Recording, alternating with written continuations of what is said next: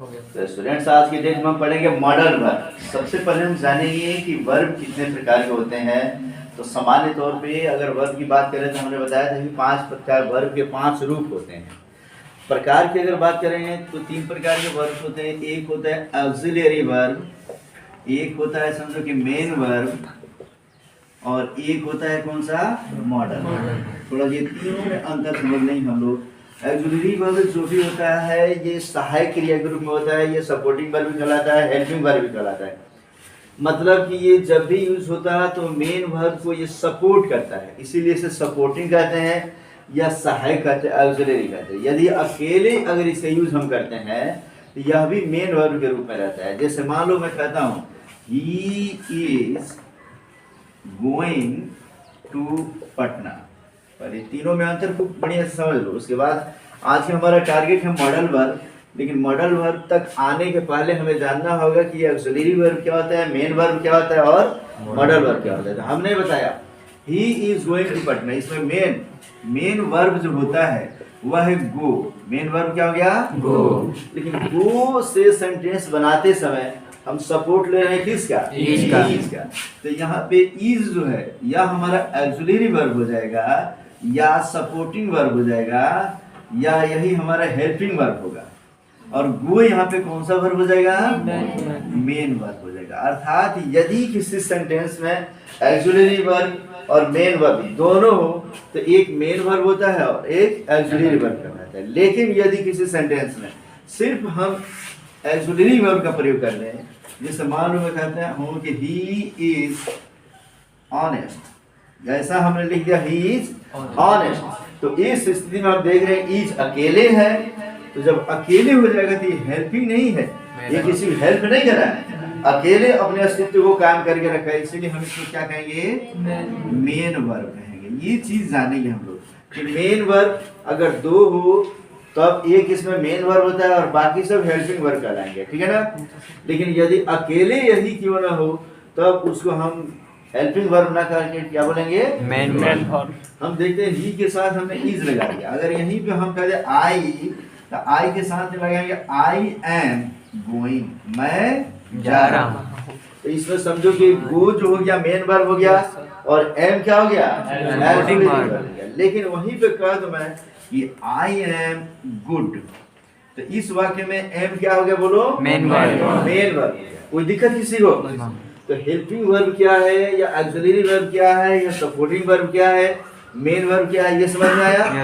अंतर देखो, हमने यहाँ जब ही लिखा सब्जेक्ट की जगह पे तो इसके साथ वर्ब क्या प्रयोग कर दिया, ही। लेकिन वहीं पे यदि हमने आई लिख दिया तब इसके साथ क्या प्रयोग करना पड़ा, एम। तो ये दोनों चेंज हो रहा है, देख रहे हो तुम लोग। उसी प्रकार अगर हम सब्जेक्ट की जगह पे अगर यू लिख देते तो यू के साथ यहाँ पे क्या लगाना, अर्थात ऑक्सिलरी वर्ब जो होता है वो सब्जेक्ट चेंज तो वर्ब भी चेंज हो जाता है। और यह समझो कि सपोर्ट करता है मेन वर्ब, तो दोनों एक दूसरे से संबंधित हैं। अब तीसरा जो हम पढ़ने जा रहे हैं मॉडल वर्ब, इसको पहले समझ लो। मॉडल वर्ब वह वर्ब होता है जो किसी भी नंबर और किसी भी पर्सन के साथ प्रयोग कर सकते हैं। अर्थात अगर ही रहेगा तब भी इसके साथ मॉडल वर्ब जो एक रहेगा वो सबके साथ होगा, आई के साथ भी सेम मॉडल वर्ब, वी के साथ भी सेम मॉडल वर्ब, यू के साथ भी सेम मॉडल वर्ब। तो मॉडल वर्ब की कुल संख्या होती है 13। कितनी संख्या होती है, 13 संख्या होती है। Modal verb is those type of verb which is used with any number of person, या उस प्रकार का वर्ब होता है जो किसी भी नंबर या किसी भी पर्सन के साथ प्रयोग कर सकते हैं। जैसे इसमें आता क्या है, तो can, could, may, might, should, would, shall, will, ये सब डेयर, ये सब के सब आते हैं। जैसे कैन, ही के साथ भी हम कैन का प्रयोग करेंगे, आई के साथ भी कैन का प्रयोग कर सकते हैं, वी के साथ भी कैन का प्रयोग कर सकते हैं, यू के साथ भी कैन का प्रयोग कर सकते हैं। मेन वर्ब जो होता है इसे थोड़ा समझेंगे, ये ऑक्सिलरी वर्ब के साथ भी प्रयोग करेंगे हम, और यह मेन वर्ब मॉडल वर्ब के साथ भी प्रयोग करेंगे। दोनों के प्रयोग में अंतर क्या है? जब ये प्रयोग करेंगे ऑक्सिलरी वर्ब तो ये फिक्स रहता है कि जब भी लगाएंगे तो ही के साथ क्या लगाएंगे, इज लगाएंगे, ही के साथ एम नहीं लगा सकते हैं, ही के साथ आर नहीं लगा सकते। लेकिन मॉडल वर्ब में फिक्स रखने की जरूरत ही नहीं है, वो ऑलरेडी फिक्स है कि वो चाहो तो किसी भी नंबर और किसी भी पर्सन के साथ प्रयोग कर सकते हैं। दोनों में ये फर्क है बच्चे, याद रखेंगे कि जब भी ऑक्सिलरी वर्ब का प्रयोग करेंगे ये मेन वर्ब के पहले प्रयोग करते हैं। आ रहा समझ में? लेकिन माने मेन वर्ब ऑक्सिलरी वर्ब के बाद समझो कि मेन वर्ब प्रयोग करेंगे। उसी प्रकार मॉडल वर्ब में भी जब भी प्रयोग करेंगे तो मॉडल वर्ब के बाद हम क्या प्रयोग करेंगे? मेन वर्ब का प्रयोग करते हैं। कैसे करते हैं, क्या करते हैं, अब मैं तुम्हें बताने जाता हूँ। अभी तक यहाँ तक में हमने सिर्फ बताया कि मॉडल वर्ब जानने के लिए एक होता है ऑक्सिलरी वर्ब, एक होता है मेन वर्ब और एक होता है मॉडल वर्ब। ऑक्सिलरी वर्ब वो है जो निश्चित सब्जेक्ट के साथ निश्चित वर्ब लगता है। आ रहा समझ में ना? मेन वर्ब हो गया जो मेन एक्शन का काम कराता है, पढ़ना लिखना खेलना जाना आना गाना। मेन वर्ब की पहचान क्या होती है? तो जब भी मेन वर्ब होता है इसका अकेले 5 रूप होता है। कितना रूप होता है?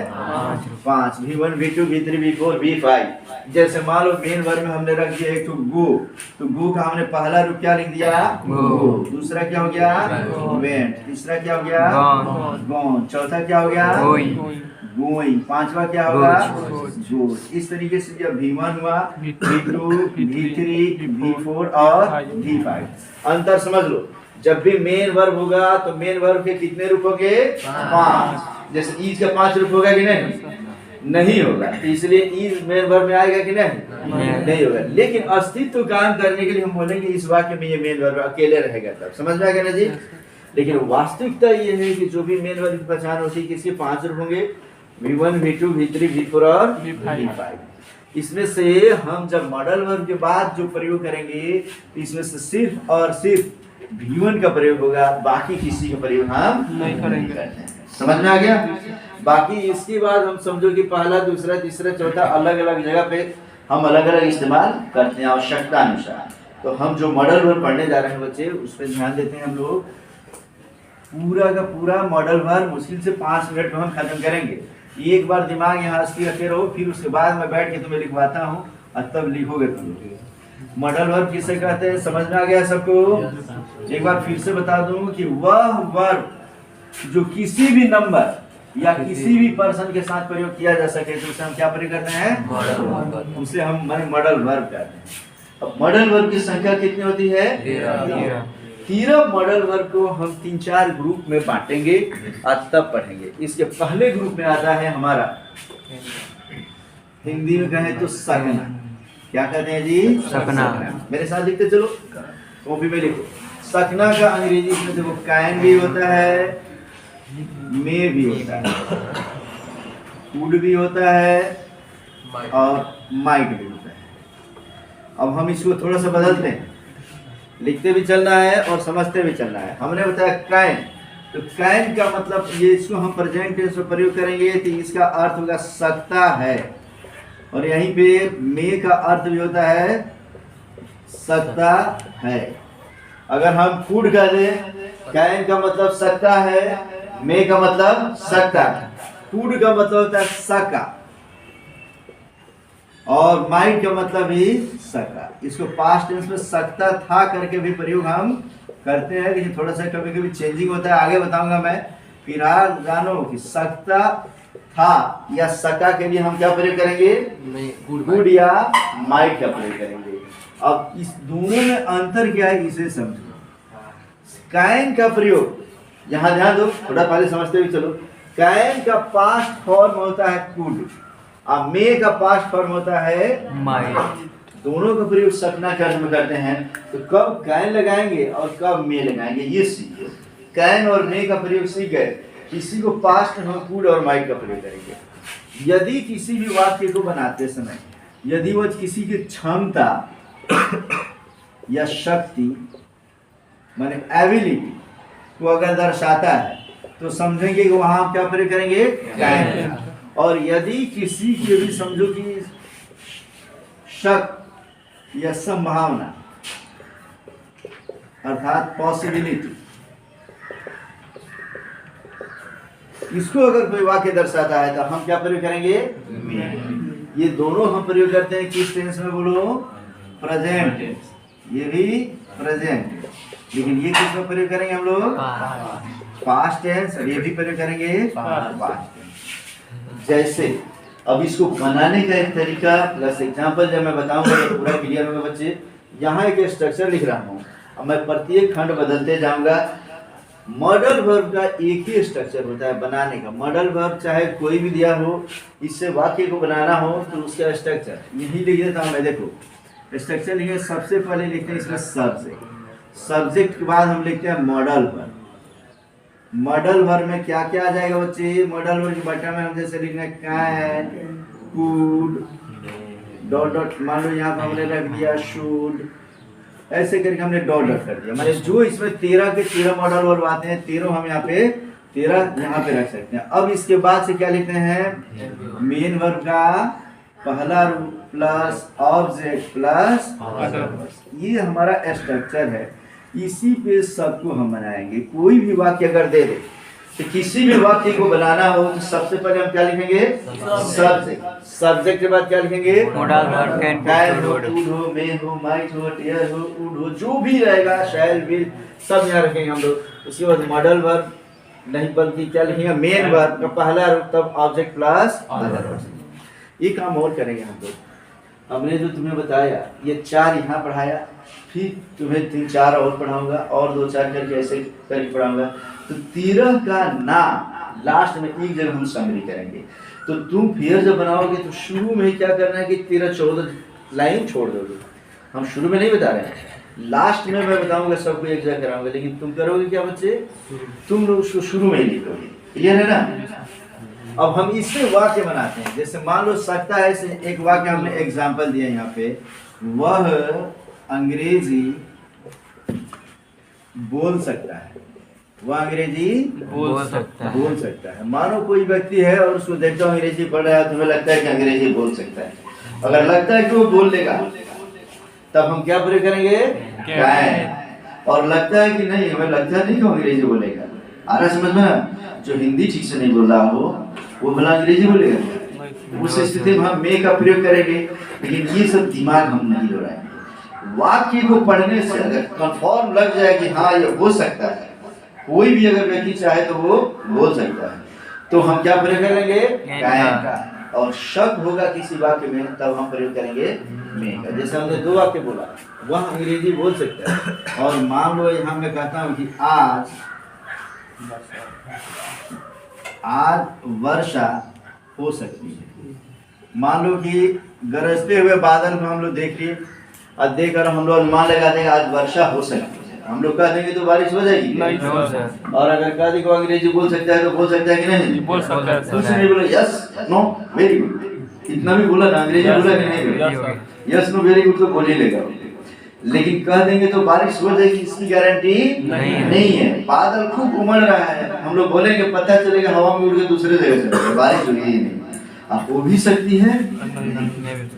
मानो मैं कहूँ कि वह पानी में डूब सकता है। किसी को देखते हो कि अरे वो तो पानी में जा रहा है ऊपर नीचे, तो अगर वो तैराक होगा तो नहीं डूबेगा, और तैराक नहीं होगा तो डूबेगा। हो सकता है कि तैराक हो, लेकिन हमें दिखाने के लिए, एक्शन करने के लिए मान लो थोड़ा सा डूबने का नाटक भी कर रहा हो, कुछ भी हो सकता है। तो पानी में डूब सकता है, मैं आकाश में उड़ सकता हूँ, या वह आज वर्षा हो सकती है। ऐसा कोई वाक्य जिससे शक या संभावना बरकरार हो, तो उसमें के लिए हम क्या प्रयोग करेंगे? यहाँ पर मे का। ऐसे वाक्यों को हम कैसे बनाएंगे? मे से। लेकिन जहाँ शक्ति का बोध हो, क्षमता का बोध हो, वहाँ उससे वाक्यों किसे बनाएंगे? Can say. जैसे अंग्रेजी बोल सकता है, सबसे पहले सब्जेक्ट वहाँ के लिए ही के बाद कैन प्रयोग करेंगे कि मे प्रयोग करेंगे? ही कैन, कैन के बाद मेन वर्ब बोलना। बोलना का क्या होता है? He can speak. उसके बाद अंग्रेजी का इंग्लिश। समझ में आ गया बच्चों? जी सर। वो अंग्रेजी बोल सकता है। अगर लेकिन मैं कहूँ कि आज वर्षा हो सकती है, तो हम कैसे बनाएंगे इसको? सबसे पहले सब्जेक्ट किसी भी भौतिक चीजों को दर्शाने के लिए, किसी भौगोलिक चीज को दर्शाने के लिए, जहाँ सब्जेक्ट स्पष्ट रूप से पता नहीं है, हम इट का प्रयोग करते हैं। क्या प्रयोग करेंगे? इट का। तो सब्जेक्ट की जगह पर हमने क्या रख दिया? इट। ईट के बाद यहाँ पे कैन प्रयोग करेंगे कि मे प्रयोग करेंगे? मे प्रयोग करेंगे। इट में, अब मे के बाद वर्षा होना क्या होता है? RAI। इट में रेन। अब बच क्या गया? आज। तो समय सूचक शब्द को कहाँ लिखते हैं? लास्ट में। लास्ट में। यहाँ हमारा क्या हो गया? टुडे। इस तरीके से हमारा हो गया it may rain today. Clear है बच्चों? अब थोड़ा मेरे साथ बनाओ। अब इसी को मैं बोलूं कि वह अंग्रेजी बोल सकता था, क्या हमने रख दिया? सकता था रख दिया। तो सकता था का अंग्रेजी दो होता है, कुड भी होता है और माइट भी होता है। इसको पहले प्रेजेंट में हम लोग सोच लेंगे, वो अंग्रेजी बोल सकता है। क्षमता का बोध करा रहा है कि शक का? क्षमता का। इसीलिए हम कैन का पास्ट क्या प्रयोग कर देंगे? तो यहाँ पे हो जाएगा ही, कैन की जगह हम क्या प्रयोग कर लेंगे?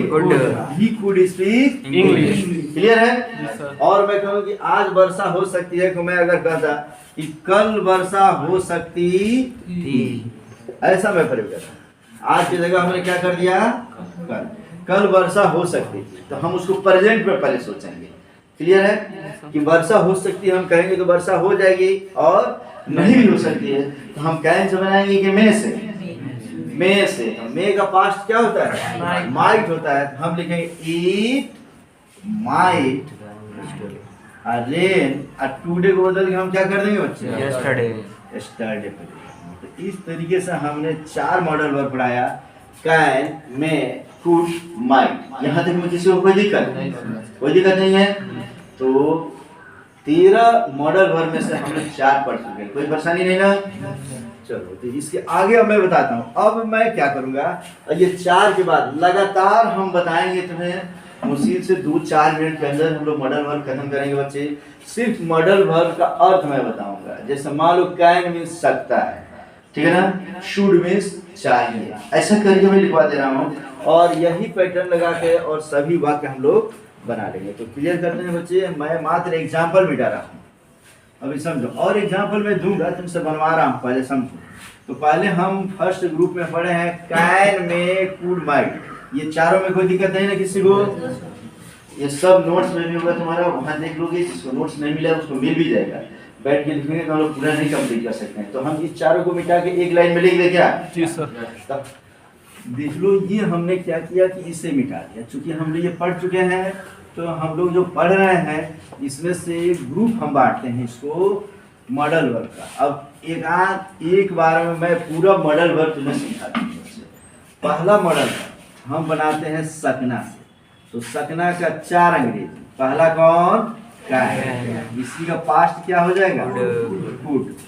Can, could. फिर क्या हो जाएगा? मे और माइट। कब कैन का प्रयोग करेंगे, कब कुड का, कब मे का, कब माइट का, ये चारों पढ़ लिए हम लोग। उसी प्रकार अब हम पढ़ेंगे दूसरे ग्रुप में चाहिए। चाहिए का भी 3-4 अंग्रेजी है। एक होता है शुड, एक होता है आउट टू। शुड हो गया, आउट टू हो गया, एक क्या हो गया बोलो? नीड। तो नीड प्रयोग कर देंगे। और एक होता है मस्ट। ये चारों प्रयोग करते हैं किस रूप में? चाहिए। तो मात्र अर्थ समझ लो, मॉडल वर्ब खत्म। उसका मूल नियम मैंने तुम्हें बता दिया कि किस तरीके से। जैसे शुड, शुड का प्रयोग करते हैं किस रूप में हम लोग? चाहिए। तो चाहिए में क्या चाहिए जी? अगर कोई भी वर्ब दिया, क्रिया दिया, पढ़ना चाहिए, खेलना चाहिए, लिखना चाहिए, जाना चाहिए, आना चाहिए, गाना चाहिए, तब हम क्या प्रयोग करेंगे? शुड का प्रयोग। तो मैंने ये वर्ब के लिए हम शुड का प्रयोग करते हैं। किसके लिए? वर्ब के लिए। जैसे क्या हो गया? रीड हो गया, राइट हो गया, प्ले हो गया, इत्यादि ऐसे वर्ड्स जो भी आते हैं जो एक्शन का बोध कराते हैं, क्रिया पर। तो क्रिया के लिए हम क्या प्रयोग करेंगे? शुड। उसके बाद आते हैं हम लोग ought to. OUGHT। Ought to का मतलब ये होता है चाहिए। लेकिन यह किसके लिए चाहिए?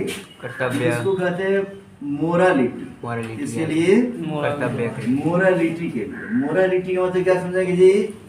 नैतिकता के लिए। अब ये नैतिकता क्या होता है बच्चे, इसे समझो।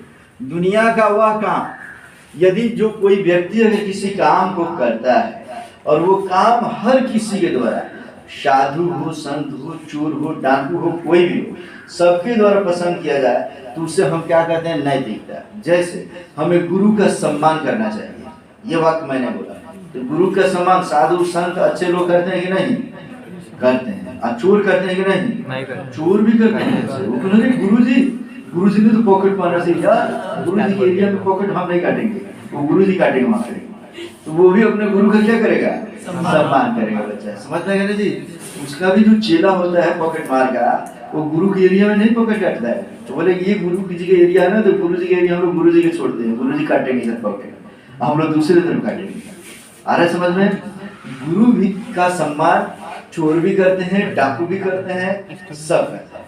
माता पिता का, हमें अपने माता पिता का सम्मान करना चाहिए, माता पिता की आज्ञा का पालन करना चाहिए। ये अच्छे लोग करते हैं कि नहीं? और बोलो चोर डाकू करेगा कि नहीं? सब करते हैं। सबके चोर वो देखना पहले ही सोचता है कि बाबूजी धन्य है मेरे बाबूजी, मुझे चोरी करना सिखाया, अगर नहीं सिखाया तो आज मैं भूखे मर जाता है। वो भी अपने बाबूजी का सम्मान खूब करेगा बच्चे, उसको उसी में सम्मान मिलता है। अर्थात मानो कि हमें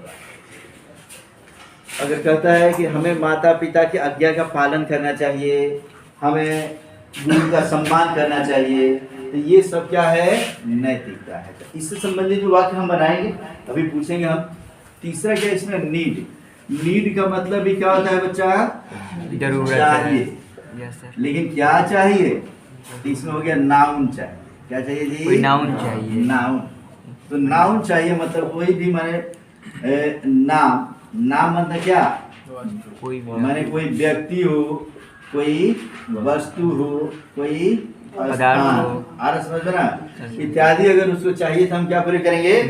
नीड का। जैसे यहाँ पे देखो हमने बताया कि जैसे व्यक्ति वस्तु स्थान, मानो एकदम राम जी हम है तो कहते मुझे सीता चाहिए, तो आई शुड सीता नहीं प्रयोग करेंगे, क्या प्रयोग करेंगे? I need Sita. ठीक है ना? उसे गीता चाहिए तो क्या लिखेंगे? ही नीड गीता।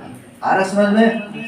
उसे मुझे कलम चाहिए, क्या लिखेंगे? I need a pen. मान लो मैं डकैत हो गया हूँ, बहुत बड़ा गुंडा हो गया हूँ, अब मैं गोपालगंज मुझे चाहिए, ठीक है ना? कोई मुंबई अपने में रखता है, कोई दिल्ली रखता है, तो उस तरीके से क्या बोलेगा? I need Gopalganj. भाई मुझे गोपालगंज चाहिए, गोपालगंज में मैं डकैती करूंगा, जो कुछ करना होगा। आ रहा समझ में?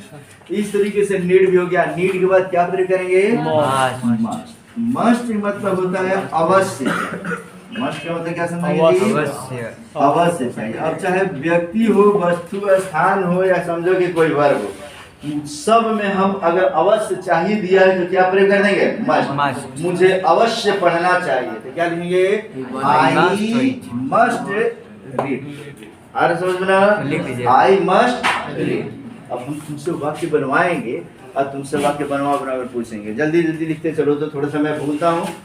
4 वाक्य मेरे साथ बनाते हो, या मैं पूछता हूँ, पहले बता दो। इससे मैं पूछता हूँ, ठीक है ना? वर्ब मुझे पढ़ना चाहिए, क्या हो जाएगा?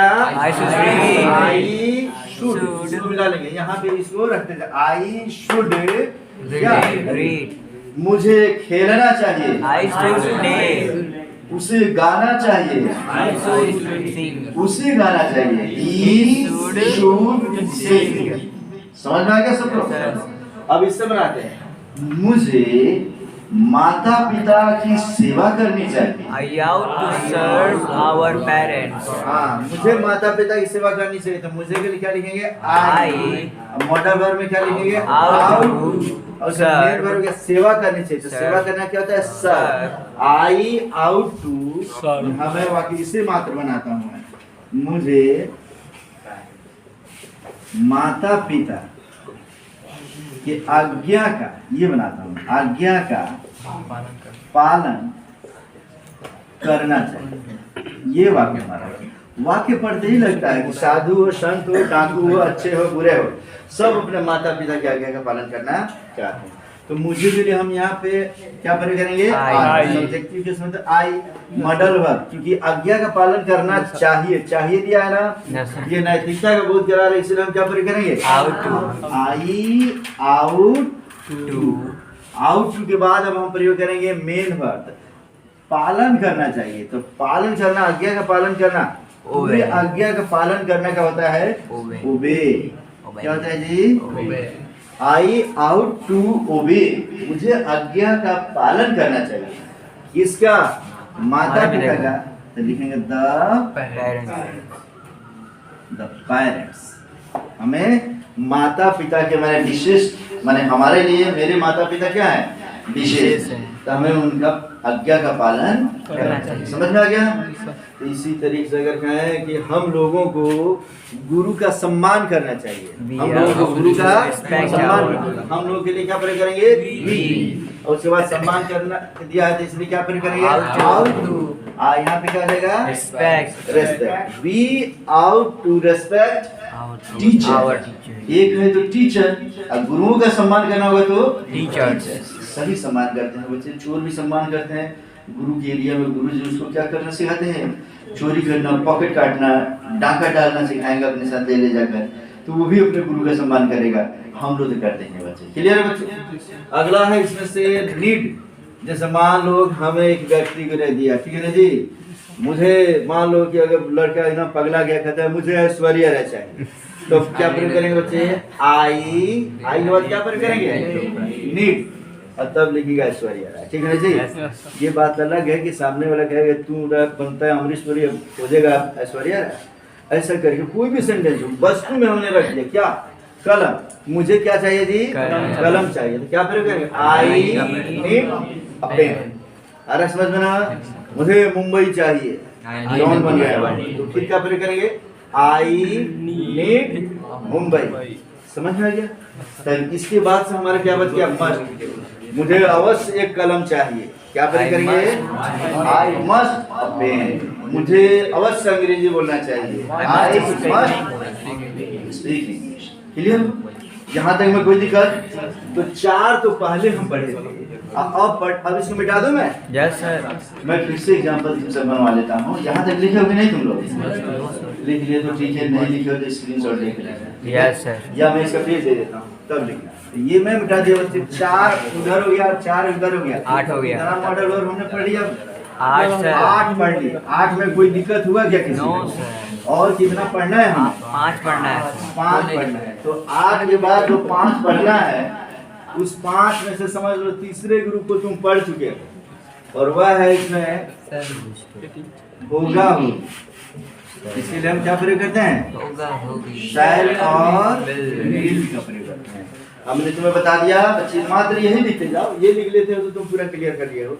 शैल और विल, किसी भी नंबर और पर्सन के साथ हम शैल और विल का प्रयोग करते हैं। वाक्य गलत नहीं होता है, वाक्य का अर्थ थोड़ा सा बदल जाता है, लेकिन प्रयोग तो कर देंगे ना जी। ही के साथ इज जहाँ प्रयोग करना है वहाँ एम प्रयोग करेंगे तो वाक्य का अर्थ बदलेगा क्या? वाक्य क्या हो जाएगा? गलत हो जाएगा। इसीलिए इज एम आर को मॉडल वर्ब नहीं करते। लेकिन हम जानते हैं, देख लो बच्चे, कि शैल का प्रयोग जब हम करेंगे तो किसके किसी साथ करते हैं? आई और वी। यदि वाक्य का सब्जेक्ट आई या वी हो तो उसके साथ क्या प्रयोग करते हैं? शैल का। और विल का प्रयोग किसके साथ करते हैं जी? बाकी सभी के साथ। माने समझो कि आई और वी छोड़ दिया जाए तो सबके साथ हम क्या प्रयोग करते हैं? विल का। लेकिन जहां शैल प्रयोग करना है आई और वी के साथ, अगर हमने इसके साथ विल प्रयोग कर दिया, और जहां विल प्रयोग करना है उसके साथ हमने शैल प्रयोग कर दिया, तब भी वाक्य हमारा गलत नहीं होता है। मात्र उससे अवश्य का बोध हो जाता है। क्या बोध हो जाएगा? अवश्य का बोध हो जाता है। इसीलिए हम इसको मॉडल वर्ब की श्रेणी में रखते हैं। समझ में आ गया?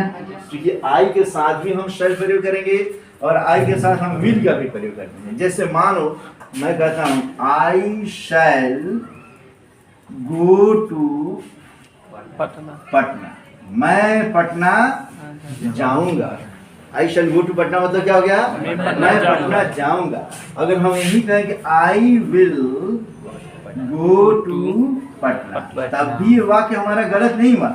इसका मतलब कि मैं पटना अवश्य जाऊंगा, क्योंकि आई के साथ हमने शैल भी प्रयोग कर दिया और आई के साथ हमने विल भी प्रयोग कर दिया। इसीलिए शैल और विल को हम कौन सा वर्ब बोलते हैं? Modal verb. Modal verb is that type of verb which is used with every number और पर्सन। जो प्रत्येक नंबर और पर्सन के साथ प्रयोग किया जाए जो वर्ब, उसे ही हम क्या कहते हैं? मॉडल। तो ये समझ में आ गया बच्चे? शैल और विल। आधुनिक जमाने में शैल की जगह सिर्फ हम लोग क्या प्रयोग कर रहे हैं? विल का प्रयोग कर रहे हैं। लेकिन जानकारी हम दोनों का रखेंगे। यहाँ तक में किसी को दिक्कत है क्या? कोई दिक्कत नहीं। तो तीसरा ग्रुप हम लोग पढ़ चुके हैं बच्चे। चौथे ग्रुप में आते हैं हम। थोड़ा सा क्लास और थोड़ा सा कंसंट्रेशन तुम्हारा रहेगा, मेन यही है जो मैं तुम्हें यहाँ लिखवा रहा हूँ। तो अब अगले नंबर में हम आते हैं, यहाँ पर देख लो बच्चे, चौथे नंबर पे, और वह है तुम्हारा, यह है डे, हिम्मत या हिम्मत रखना या हिम्मत करना, हिम्मत रखना या हिम्मत करना, ये दोनों एक साथ हम रखना है। इसके लिए हम प्रयोग करते हैं क्या, डेयर।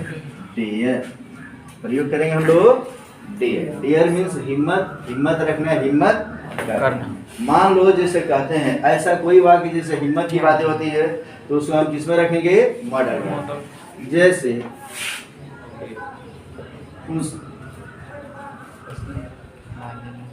वह मुझे, वह मुझे छूने की हिम्मत रखता है, वह मुझे छूने की हिम्मत रखता है। तो वह के लिए हम क्या प्रयोग करेंगे, ही के बाद समझ लो कि मॉडल वर्ब में हिम्मत रखना का क्या प्रयोग करेंगे, ही डेयर। याद रखिए डेयर को मेन वर्ब समझकर ही डेयर्स का प्रयोग नहीं कर देंगे, क्योंकि मॉडल वर्ब है ये। अब मॉडल वर्ब में समझो कि वो किसी भी नंबर पर्सन के साथ प्रयोग किया जाता है। ऐसा नहीं कि ही के साथ डेयर्स और आई के साथ डेयर, ऐसा गलती नहीं करते, यही मिस्टेक करके देता है परीक्षा में। तो ही डेयर, वह हिम्मत रखता है क्या जी, मुझे छूने की। तो लिखेंगे इससे उल्टा क्रम में कर लेंगे, की के लिए यहाँ पे हम लिखेंगे टू का प्रयोग करेंगे, he dare to TOUCH touch, he dare to touch.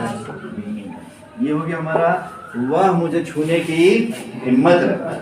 अब मान लो कि वह मुझे छूने की हिम्मत नहीं रखता है तो क्या लिखेंगे, he dare not to touch me, ऐसा प्रयोग। ठीक है ना जी। मानो तुम्हें कहना हो कि तूने मुझे छूने की हिम्मत कैसे, how dare you to touch me, तूने मुझे, इसका सब वाक्य बता दे रहा हूँ क्योंकि इसकी जरूरत पड़ती है बार बार पढ़ने की। इंट्रोगेटिव में इसका यूज ज्यादा होता है। जैसे तूने मुझे छूने की हिम्मत कैसे, मानो जनरली ये यूज तुम्हें सुनने के लिए मिलता है बच्चे। जैसे तुम जाते हो भूल बस, यदि तुम किसी से टची हो जाते हो, एकदम वो गुस्से में लाल हो जाते हो, कोई लड़की या कोई लड़का है, तूने मुझे छूने की हिम्मत कैसे, आ रहा समझ में ना। तो कैसे का इंग्लिश क्या होता है बोलो, सबसे पहले हाउ। हाउ के बाद हम क्या प्रयोग करेंगे, पहले डेयर। कोई भी ऑक्सिलरी वर्ब या मॉडल वर्ब को इंट्रोगेटिव नेगेटिव जब बनाएंगे तो उसको सबसे पहले इंट्रोगेटिव में खींचना है। तो हाउ डेयर, हाउ डेयर हो गया सब्जेक्ट टू, हाउ डेयर। अच्छा तूने दिया ना तो हाउ डेयर यू प्रयोग करेंगे, how dare you to touch me, touch me. इस तरीके से how dare you to touch me, तूने मुझे बोलने की हिम्मत कैसे, क्या होगा बोलो, how dare you to how speak me, dare you to speak me. आ रहा समझ में ना, तूने मुझे ये फूल देने की हिम्मत कैसे, हाउ क्या हो डेयर यू जाएगा, to give, how dare you to give me this flower. आ रहा समझ में ना, तूने मुझे ऐसा राय देने की हिम्मत कैसे, how dare you to suggest give me this suggestion. आ रहा समझ में जी, तूने मुझे मोबाइल देने की हिम्मत कैसे, क्या प्रयोग करें, how dare you to give me mobile. ऐसा प्रयोग हम कर सकते हैं क्योंकि इसका प्रयोग बोलचाल की भाषा में स्पीकिंग के तौर पे ज्यादा होता है, तो हम लोग ऐसा प्रयोग करेंगे। तो क्या मैं इसे मिटा दूं बच्चे, कोई दिक्कत नहीं ना। अगले मॉडल वर्ब को हम पढ़ने जा रहे हैं बच्चे, उसे देख लो, फीड मी फूड, और वह है समझो कि यूज। क्या पढ़ने जा रहे हैं हम लोग, इसमें हो गया डॉट डॉट, किया करता था, यूज्ड, मैं आम चुराई कर लेता हूं, डॉट डॉट यहाँ पे देता है कि आ करता था। इसके लिए हम यूज टू का प्रयोग करेंगे, यूज टू। मैं ब्रैकेट में लिख रहा हूँ, ये देखो पास्ट टेंस में आदत का बोध कराने के लिए, पास्ट टेंस में आदत का बोध कराने के लिए हम क्या प्रयोग करते हैं बच्चे, यूज टू का प्रयोग। कभी कभी बच्चों की कुछ आदत होती है, जब भी बैठते हैं या बूढ़े मिलेंगे या नौजवान मिलेंगे तो कहेंगे मैं क्लास में ना पीछे बैठा करता था, ठीक है ना।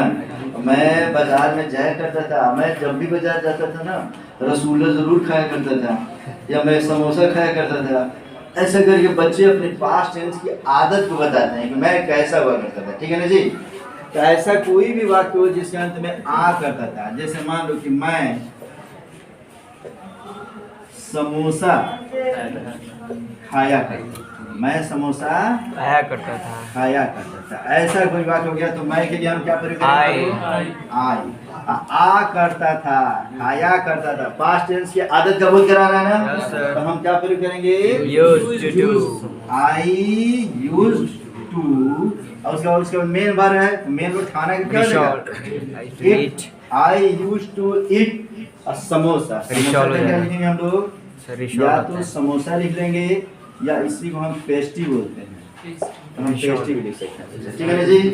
तो मार्केट में जाते हो अगर कहीं पेस्ट्री मिले तो पेस्ट्री का मतलब कोई अलग आइटम नहीं समझे, वो भी क्या होता है जी? समोसे का मतलब होता है, समझ में गया ना। तो आई यूज टू ईट समोसा या ईट पेस्ट्री, आ रहा है समझ में।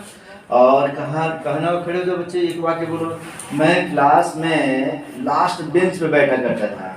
I used to sit last bench in the class. On the last On the last bench in the class. बहुत बढ़िया, बैठ जा। आई मैं क्लास में मैंने सबसे लास्ट बेंच पे बैठा करता था, तो आई यूज टू सिट, हो गया, on the last bench in the class. ऐसे करके वाक्य बना लोगे तुम लोग। तो इस तरीके से ये आ करता था, यूज टू का प्रयोग सीख लिया बच्चे। पढ़ते हैं हम लोग, यहाँ पे कितना पढ़ लिया हम लोग? Modal verb 4। यहाँ कितना पढ़े? 4। 4 और 4 कितना हो गया? 8 के बाद यहाँ कितना पढ़ लिए? 8 2 कितना हो गया? 10। 10 के बाद ये कितना हो गया? 11। 11 के बाद ये 1 हो गया, ये कितना हो गया? 12। 12 हुआ, एक बचा हुआ, तो उसको भी बता दूं क्या? Yes, sir. कोई दिक्कत किसी को? नहीं सर। फिर मैं देता हूँ तो तुम लिखना इसको, ठीक है ना। उसके बाद एग्जाम्पल हम लोग बना के क्लियर कर लेंगे, समझेंगे। छठे ग्रुप में मैं रखता हूँ इसमें से यदि डॉट डॉट डॉट होता, कुछ ऐसे भी वाक्य होते हैं, ठीक है ना जी। Yes, sir. यदि मैं पक्षी होता तो आकाश में होता, Yes. आ रहा समझ में ना? यदि मैं कलेक्टर होता तो तुम्हें गांव से बाहर निकलवा देता। ऐसा कोई भी सेंटेंस हो सकता है, काल्पनिक चीजें इसमें आती हैं। तो ऐसे वाक्यों को हम वुड से बनाते हैं। कैसे बनाते हैं जी? Would. ये कल्पनाशील वाक्य होते हैं, कल्पनाशील माने समझो कि हम इमेजिंग करते हैं, Imagination. ठीक है ना जी। और ऐसे वाक्यों को बनाने का पैटर्न खूब बढ़िया समझो। जब भी कोई वाक्य, इसे लिखो मत, इसे समझो, उसके बाद मैं तुम्हें इसे लिखवाऊंगा। जब भी कोई वाक्य कल्पनाशील माने ऐसा लगे कि हो नहीं सकता, लेकिन फिर भी हम उसकी कल्पना करते हैं, तो ऐसे वाक्यों को बनाने का एक तरीका होता है। 2 तरीके से बनाएंगे। जैसे मानो कि मैं लिखता हूँ, यदि मैं पक्षी होता तो मैं आकाश में उड़ता। खूब ठीक से समझिए, ये वाक्य प्रेजेंट में नहीं बनता है। यही एक वाक्य है जो क्या बनेगा? पास्ट टेंस में बनेगा, लेकिन पास्ट टेंस होने के बावजूद भी सब इसमें प्रेजेंट वाला ही वर्ब लगाएंगे बच्चे, क्लियर है ना? Yes, sir. तो देखो, यदि मैं पक्षी होता है, जिस वाक्य में कल्पना किया गया हो, तो कल्पना उसे बोलते हैं जो पॉसिबल नहीं है फिर भी हम सोच रहे हैं, तो हम भी बनाएंगे तो ऐसा बनाएंगे, पॉसिबल नहीं है तो इम्पॉसिबल वाला हम उसमें वर्ब लगाएंगे। जैसे आई के साथ वाज का प्रयोग करते हैं, आई के साथ वाज। लेकिन अगर वाज प्रयोग ना करेंगे हम भी तब क्या प्रयोग करेंगे? वेयर। ही के साथ हम जानते हैं कि वाज प्रयोग होता है, लेकिन ही के साथ क्या लगाएंगे? कहता है यदि, यदि के लिए लिखेंगे हम लोग इफ, मैं के लिए लिखेंगे आई। अब पक्षी होता, होता दिया ना चाहिए। इफ आई पास्ट टेंस में है तो हम जानते हैं आई के साथ वाज का प्रयोग होता है, Yes, sir. लेकिन वाज न लगा कर क्या लगाएंगे? Where. आई वेयर अब्बा। यदि मैं पक्षी होता, यदि मैं पक्षी होता, if I were a bird, उसके बाद हम क्या प्रयोग करते हैं? तो के लिए या तो हम देन लगाते हैं, नहीं तो कॉमा दे देते हैं। कॉमा दे देंगे तभी तो का बोध हो जाएगा, नहीं तो के लिए देन लगाना पड़ेगा। क्लियर है बच्चों? Yes, sir. अब है मैं आकाश में उड़ता, तो दूसरे वाले कम्प्लीमेंट्री सेंटेंस को जब हम बनाते हैं तब हम इसमें वुड का प्रयोग करेंगे। मैं के लिए लिखेंगे आई, तब हम क्या प्रयोग करेंगे मॉडल वर्ब में? वुड। I would. तब समझ उड़ना का क्या होता है? फ्लाई। मेन वर्ब में हमने क्या रख दिया? फ्लाई। आकाश में का क्या रख दिया? In the sky. In the Sky. समझ में आ गया बच्चे? यदि यहीं पे रहता है, यदि वह पक्षी होता तो वह आकाश में उड़ता। अगर ऐसा रहता तब प्रयोग करते हैं हम लोग He if were a bird. Were, he were हो जाता We a were bird, a bird. also he would fly in the Sky. यदि हम लोग पक्षी होते तो हम लोग आकाश में उड़ते। अगर ऐसा रहता If तो we लिखते were if born, we were were। We के साथ हम जानते हैं कि वेयर लगता है, Yes, sir. तो उसको हम क्या करेंगे? बदल देंगे। तो क्या हो जाएगा? If we was a bird. Bird. अरे समझ में जी? Yes. तब फिर क्या लिखते हैं? We would fly in the sky. समझ में आ गया बच्चे? क्या मॉडल वर्ब हमने 13 बताया? 13 मॉडल वर्ब ठीक से समझ गए हो? इसे कंप्लीट करो, उतारो, समझो और फिर से इसका जो मैं देखा एग्जांपल से बना। ओके?